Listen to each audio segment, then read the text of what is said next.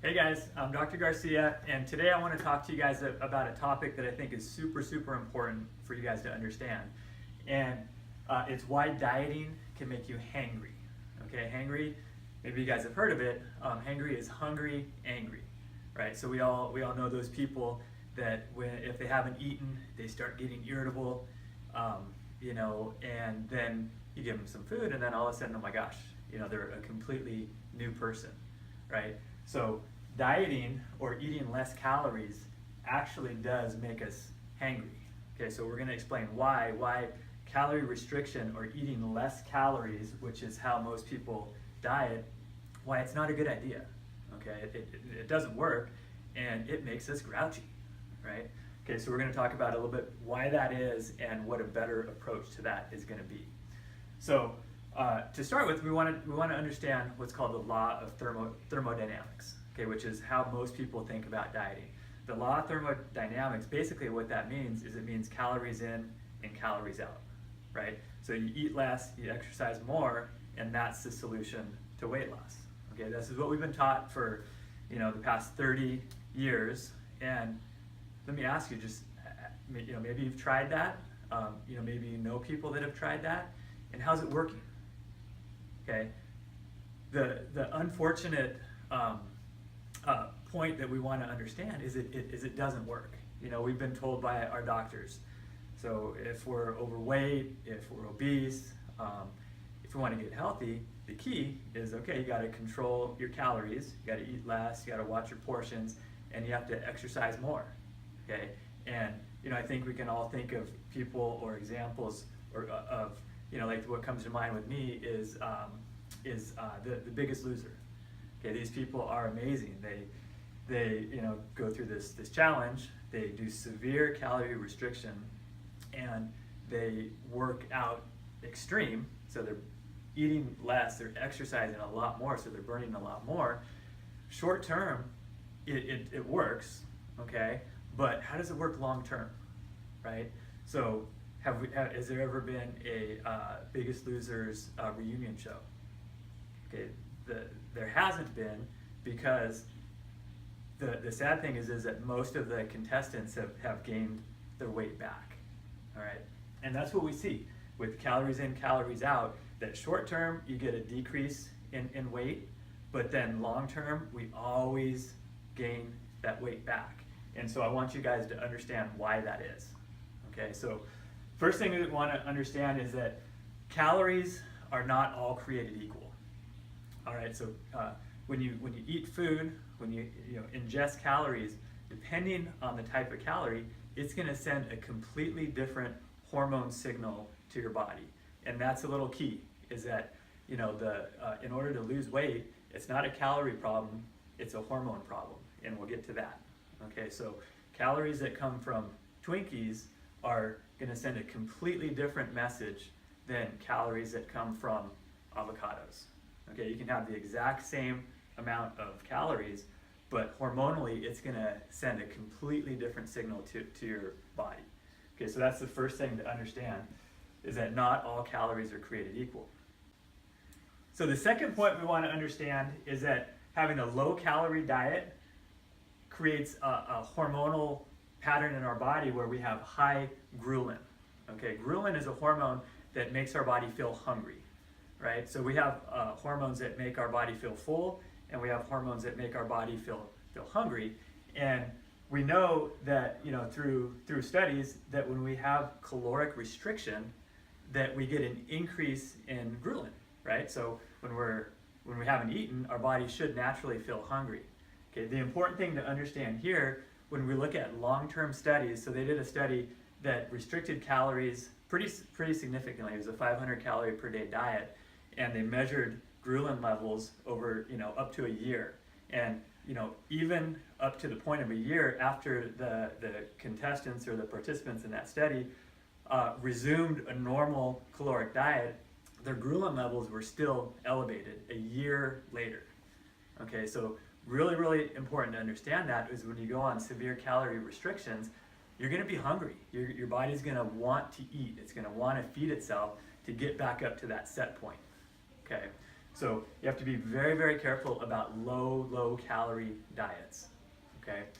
The third point that we want to understand, again, very important point, is that when we have a low calorie diet, that equals low metabolism, okay? So calories in and calories out they're kind of tied to each other, right? When we have less calories going in, what happens is naturally our body tends to slow its metabolism, so we have less calories going out, so we don't get energy bankrupt, right? Okay, if we have a surplus of calories, our body can increase its metabolic rate, no problem. If we have a decrease in calories, our body wants to survive, it doesn't want to run out of energy, so naturally it slows metabolism down. All right, so if we're eating less, we're going to be burning less, okay? And then eventually, when our diet's done, when we resume back to our normal diet, our metabolism's still going to be low, and we're going to be eating more, and that weight's just going to come right back on. So again, short term, what the studies show is that when people do decrease their calories and increase their exercise for a short term, maybe 3 to 6 months, they'll get a little bit of a decrease in weight, okay?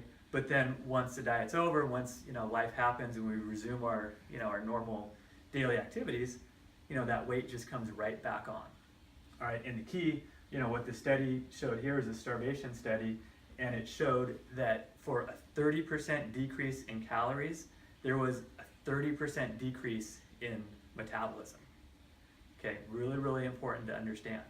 So we want to figure out how to keep our metabolism up, because our body uses energy. Okay, what we want to think about is what's called the basal metabolic rate, right? That's how many calories a day we burn just at rest. All right, and we think about that this is like a magic number, that it's fixed, that so we have these calories in and we have this basal metabolic rate as calories out, and so this is fixed, and if we can just control this isn't going to change. Okay, but the problem is that this metabolic rate, this basal metabolic rate, it varies, it changes, it's tied into so many different activities that our body does, right? So energy or calories out are used for heat production. Okay, so on a colder day, our body's naturally gonna burn more to keep us warm. Okay, on a warm day, our body's gonna burn less, right? Our body uses energy for detoxification. Our body uses energy for brain function, okay, which is one of the reasons why when we're dieting, when we're having less calories, okay, our body's gonna decrease our caloric expenditure, and maybe we're not as sharp, maybe we're fatigued or tired or brain fog, okay. Also digestion and elimination, increased heart rate and blood pressure. So that's our energy. So again, when we're dieting, when we're eating less, we just have less energy. We don't feel good, okay? And we see that all the time, and eventually that's why people end up choosing to stop their diet, because you just cannot continue to be on a low-calorie diet and feel good. So then when you start bringing those calories back in, because you're hungry, because your ghrelin levels is high, and at that point your metabolic rate is slowed down, it's no wonder that the weight comes back, and it's frustrating because, you go to your doctor who maybe told you to, eat less and exercise more, and, you're not making the progress that you want, and they say, you got to try harder. The kind of the blame goes on the patient, but the patient's doing, they're doing what the doctor recommends.